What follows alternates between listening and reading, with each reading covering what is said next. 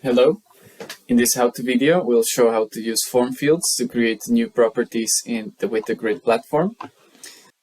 If we look at location, for example, we can see that it has some properties.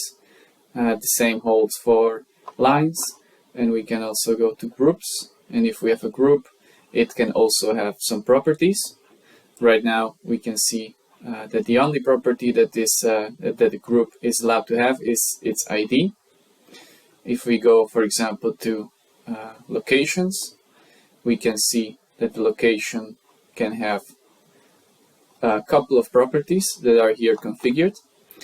And for a line, we can see that right now the properties are only the ID of the line. So if we want to add new properties to these assets, we can do that in settings.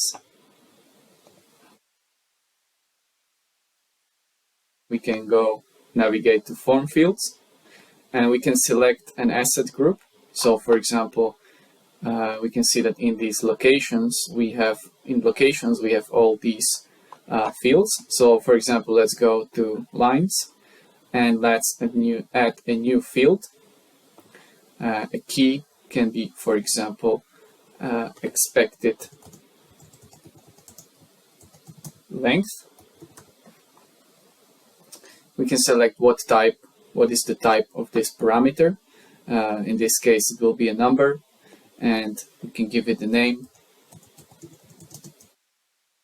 expected length, and we can configure different things here. We can, for example, have a input text, which is just one line, or we can have a select from a list, so there could be only a predefined set of options, or we could also input file. And we can configure other parameters like a default value, and if this form field is shown based on some condition. We can also set bounds on these parameters, and we can also choose what is the prefix and suffix for this value. So we can say that it should be in kilometers or it should be in meters. And we can say that there is no default value. So we can save this. And if we go to the map, and if we go to our location,